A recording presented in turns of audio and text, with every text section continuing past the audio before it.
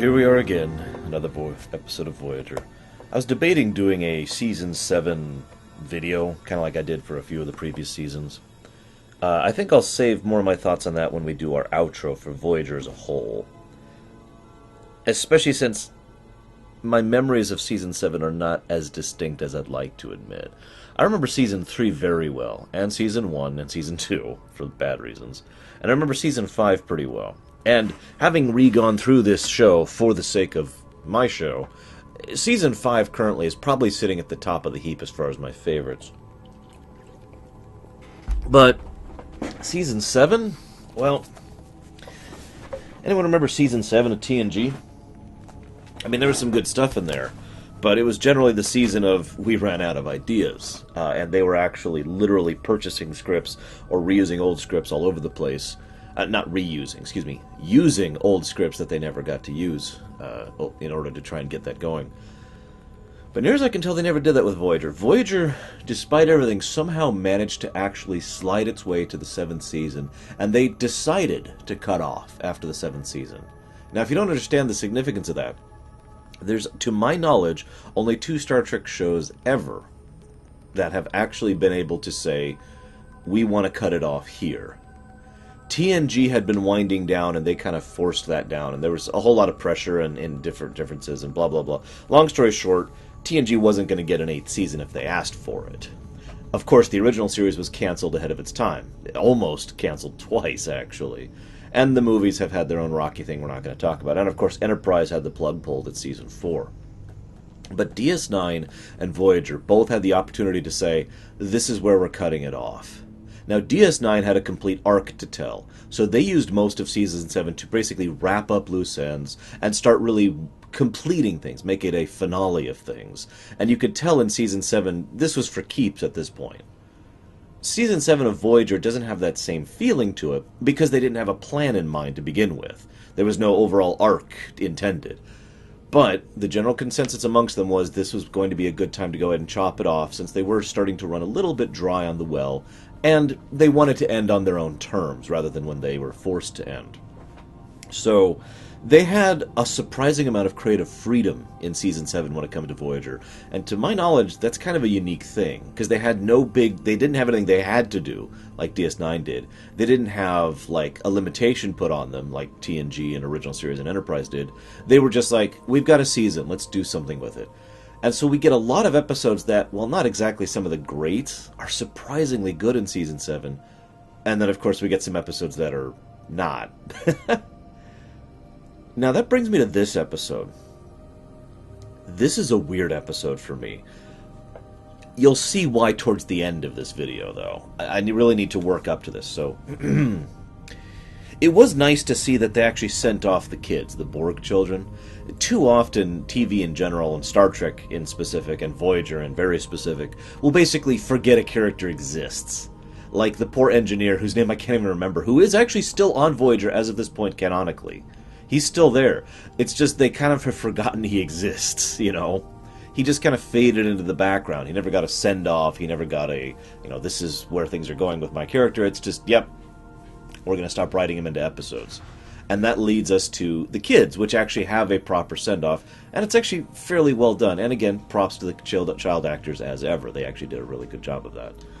Now, the first note I have written down here on my notes is this character regression or advancement?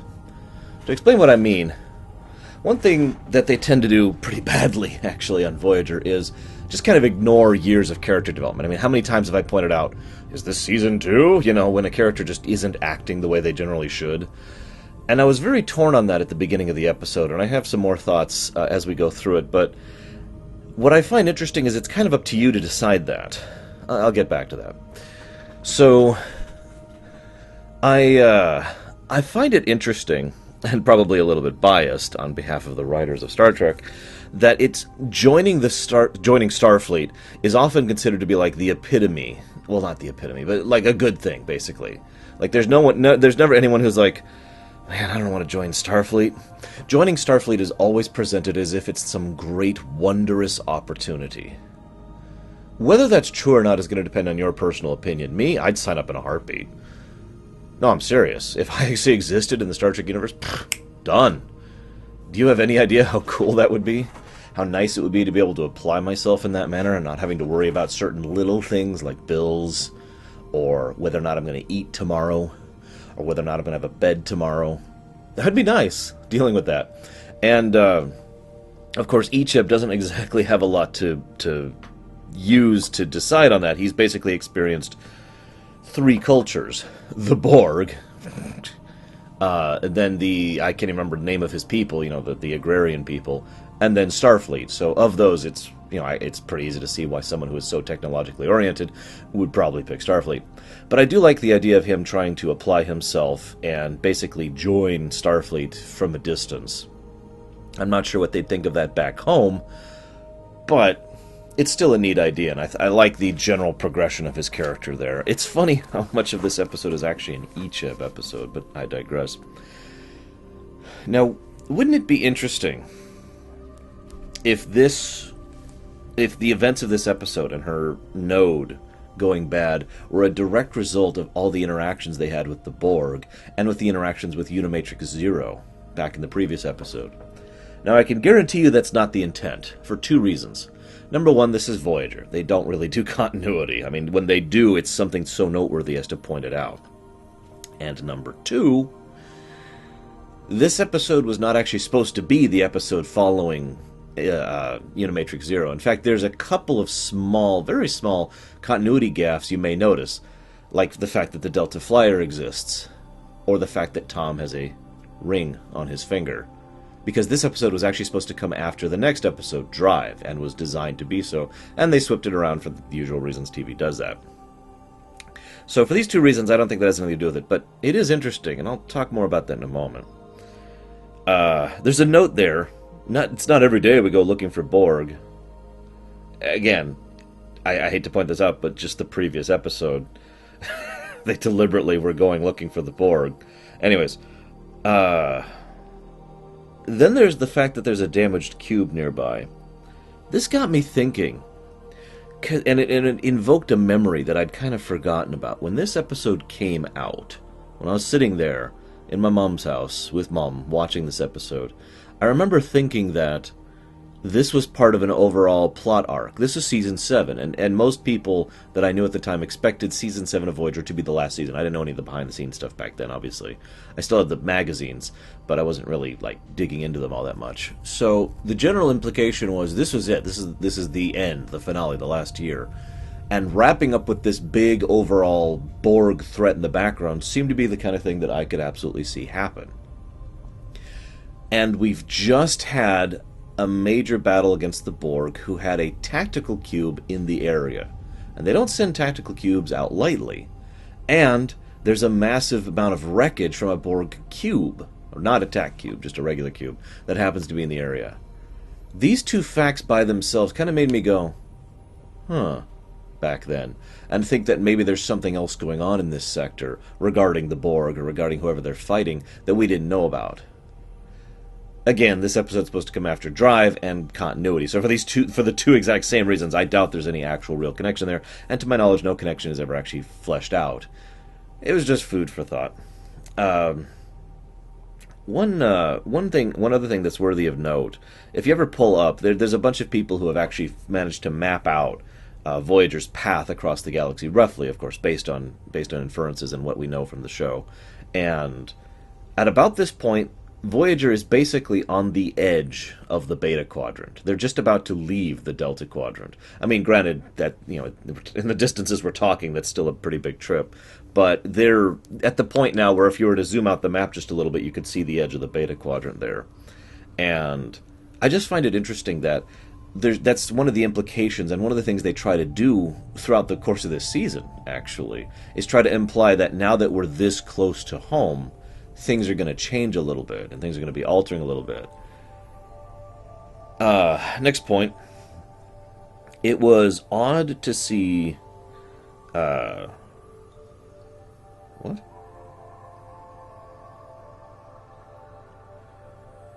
Oh, right. There's some good action stuff on the Borg cube, and it was interesting because, on the one hand, they did it right. The moment the guys attack, Tuvok's like, bzz, bzz, and immediately gets them. Then the camera pans to the guys who both get hit. The third guy's looking stupidly, then gets a shot back, and manages to hit Tuvok. Now, I know, that's a consequence of framing, directing, and the limitations of how they were doing this. But what that means in lore is that Tuvok was like, shh, shh, and then stood there, and then got hit like a full 2 seconds later. It was weird to see that, but it is also nice to see that the moment they started having issues, like the moment Tom's like, Tuvok's like, beam out, right now, beam out, let's go. And it was nice to see Janeway immediately take the guy hostage. In other words, there was a surprising level of competency that was on display. And I know it's weird that I gotta actually point out competency when it shows up, but it was there, so that's worthy of note. I also like the idea of the heavy demand that would exist for Borg salvage. Personally, I like to think of the idea that these random smugglers who claimed the salvage field are completely screwed and are either later assimilated by their own salvage, or the Borg come looking for the parts later on, find them, and assimilate them. Nevertheless, there's actually an entire book that I've read once in the Star Trek mythos, and I've always liked the idea that Borg debris would be immensely valuable to anybody, basically, who has the know-how and understanding of it, and the desire to reverse engineer it or study it for weaknesses or any of that. There's so many reasons Borg debris would be so valuable, which I find interesting because of the whole adaptation thing. Moving on. There's a good twist they put on the usual medical drama. Now, let me go ahead and make this clear. Medical drama in Star Trek usually is the exact same in framework as bad guy of the week. In other words, here's a threat. Oh, God, they're defeating us. They're defeating us. Oh, we defeated them. Whew. And then they move on, and the next week it's like they never even met them. That's pretty much the thing that happens with medical drama. Oh, God, he's on the thing. Quick, shout, babble, and nonsense and technobabble at each other. Oh, God, he's not going to pull through. Oh, I pulled through. Okay, whew. Whew, okay, we're good. And then we never remember it again. It was a nice twist to show the medical drama, surgery scene, and then it was just a simulation. For two reasons. First of all, because it's rare you actually see that kind of a thing in Star Trek. But second of all, and this one's the really important one, it makes perfect sense to do a simulation. When you're doing a kind of a surgery that can kill someone, and you've never done this kind of surgery before, practicing it beforehand, if you have the luxury of doing so, which they do, is something that is very logical and very smart to do. Again, competency. Now, this is why I bring up the question of Seven's development in this episode, and whether or not it's character regression or character advancement. Her fear of death is palpable. Jerry Ryan does a great job of portraying someone who doesn't even have a proper concept of oblivion, of non-existence. And especially given that she's always sort of held in, at least in my impression, she's always sort of held it to be logical that she would outlive all these people. She, just because of the way she is and her Borg implants and her physiology, she'll probably live way, way past all these people, and Star Trek Online kind of proved that to be true. Because, she's barely aged in Star Trek Online, because thanks to her half-Borg nature.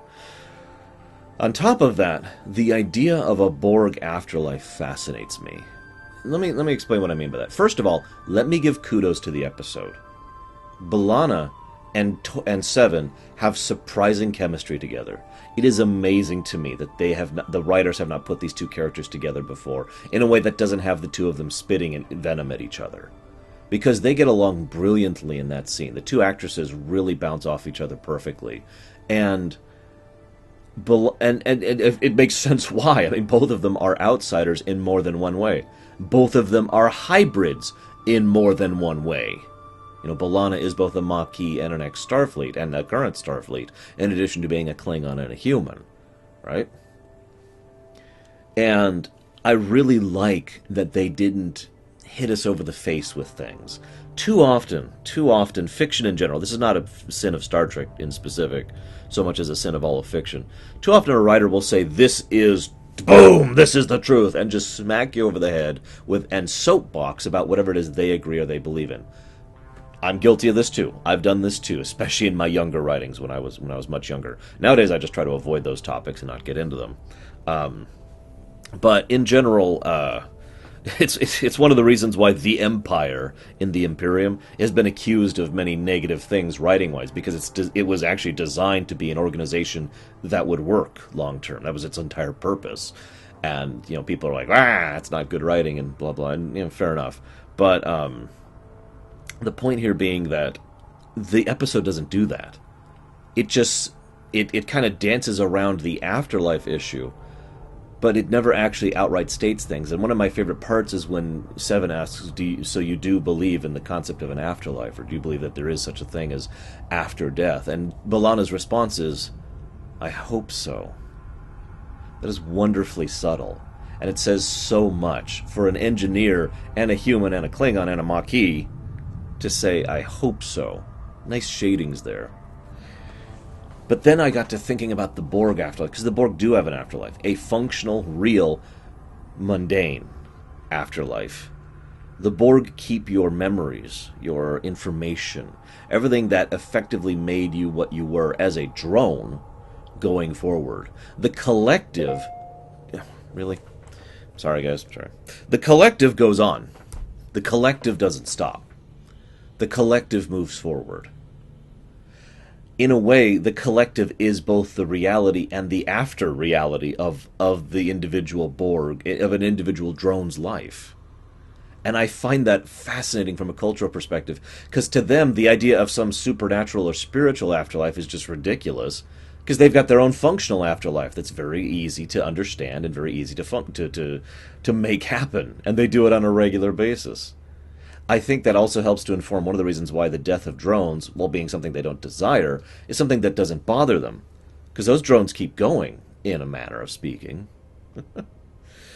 I notice here this is the first time that B'Elanna and Seven get along. Basically ever, actually. And of course, Seven brings up her whole thing about being useless, and how she wants to be useful. And I mean, that's a duh. That's just Seven in general. That's not really character advancement. Which brings me to an interesting topic. I'm not going to discuss this in length. I've mentioned story before, right? Plot, characterization, character growth, setting, themes. Story, okay? I've said this 1,000 times on my show, and off my show for that matter. I have been asked more than once, why characterization and character growth? Why not merge those? Because they are different things. Characterization is explaining how a character is. Character growth is changing how a character will be. Okay? This episode is not character growth for Seven. She does not change. She does not really move or alter her perspectives over much. This episode is characterization for Seven and character growth for Icheb. Seven, we learn more about her. We learn more about the layers that make up her. We learn more about how she functions. At first it seems like simple pride, and yet in the end it has to do with fear. Fear of being useless. And what is one of the most easy to use metrics for being useful? That I give to you more than you give to me. She wants to be the person who gives, who helps others, who others can rely on. And she has done this many times in the 3 years previous. She does not want to be the person taking from others. She will accept it at times as an unfortunate logical reality, but she does not want to lean on anyone. She always wants that balance to be that she is doing more for others than others are doing for her. Otherwise, she isn't being useful. She's being a load. She's being carried. And at that point, what's the point of her? That's how she defines her reality. And it's a great insight into the character. Then there's an interesting topic that's brought up. Seven and Janeway talk about the difference between giving up versus accepting reality. This is something I myself have problems with, because there is an immense morass of gray in between giving up completely and just accepting reality, and deciding where the line sits, when you should just accept that you can't do something, or when you should keep pushing yourself to accomplish it. Figuring out where that line is not the easiest thing in the world, at least not for me. Maybe you guys have an easy time of it, I don't know. And it always has to be on a case-by-case basis, but both sides have their own arguments for them, too. In just about any scenario, you can argue that, well, no, I can't do this, so I'm just going to quit here. But then the argument could be laid, well, you're just not pushing yourself hard enough. You're just not trying hard enough. You're just not seeing all the opportunities. On the flip side, if you refuse to give up, if you refuse to let this put you down, the argument could be levied at you that you're just being stubborn, or prideful, or blind.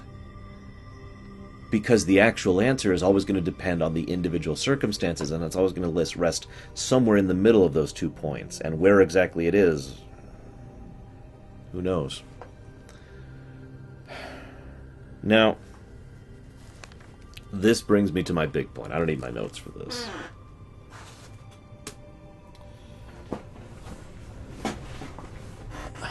I'm talking pretty positively about this episode. I mean, I've pretty much given across the impression I'd like to think that I really liked this episode. Because I did. It's a good episode. I would go so far as to say it a very good episode. Not great, but very good. Would you believe I didn't think that my first time viewing it? I don't mean back when the episode came out. I meant today. First time going through, I was just kind of groaning half the time. And you know why? Because I hate artificial drama. And will they get home or not is just as much of an artificial drama as will she live or not? We all know Seven's going to live. We all know they're going to work out this medical problem, and then it's going to be done, and then they'll go back and as if nothing had changed. Whoop-de-crap. And I hate artificial drama. I do. And I found myself actually rewriting and preparing things I was going to say on the rumination. Like I always do. I always got thoughts going while I'm watching the episode to share on the rumination. I was going to talk about how they should have either actually had her be debilitated by this in a way that lasts for several episodes, or actually kill her. Then I was reminded of something, and this kind of really put me on, just tilted me on my head here.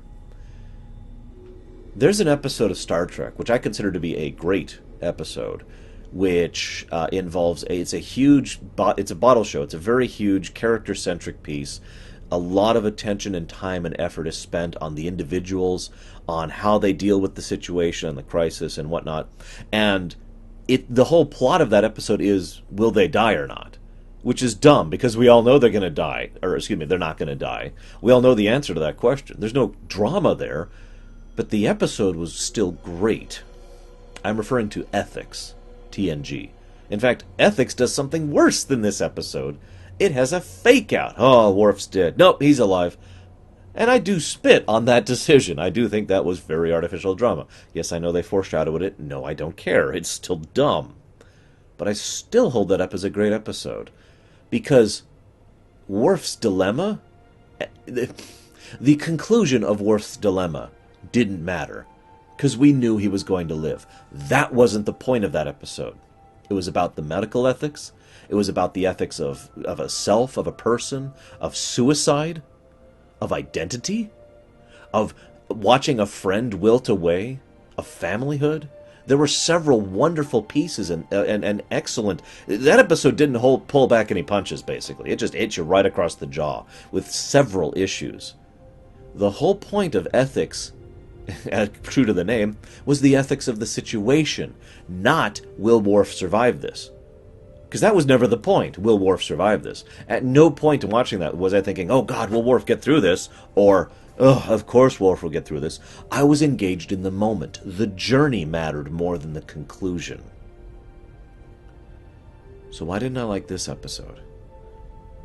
And that just kind of got me thinking.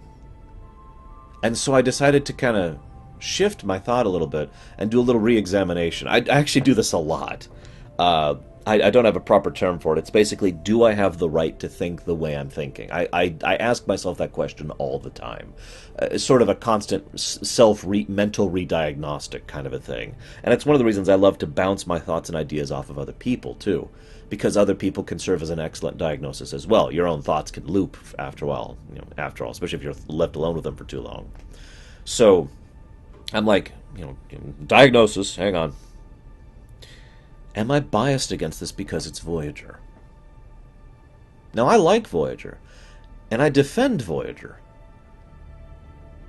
But there's always that asterisk there, that Voyager is not a great show, merely a good or a very good show. But that's not being fair, really. And so I re-examined the thoughts on the matter, and I decided, okay. And I did something I almost never do. Like, I think I've done this one other time. I re-watched the episode. The second time through, I loved it. Because I said to myself, she's going to make it through this. I know that. I mean, I've watched this episode before, but even if I hadn't, it's blatantly apparent Seven is not going to die during this episode.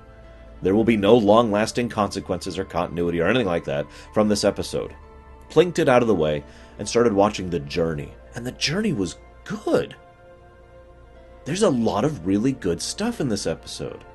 I keep pointing out the competency thing, the good character dynamics, an excellent examination of Seven's character, an excellent growth of Icheb's character. His speech that he gives to Seven towards the end is literally him defining the Federation. I'm serious. Watch it again sometime. Everything he talks about, of being willing to help each other, of if you saw someone in need, if Janeway got a distress signal, she would go to help complete strangers at the expense of the possible risk of the entire crew. The entire speech he gives about willing to help others and willing to take care of the web of cooperation is the Federation. There's some great stuff in this. The scene where Neelix comes in is great. And the doctor's like, no, we don't want to do this. And Neelix just wants to help. And Neelix, I can't believe, Neelix actually does something smart in this episode. I know, right? No, seriously, that doesn't surprise me, because by this point Neelix has actually grown as a character enough to not be an idiot.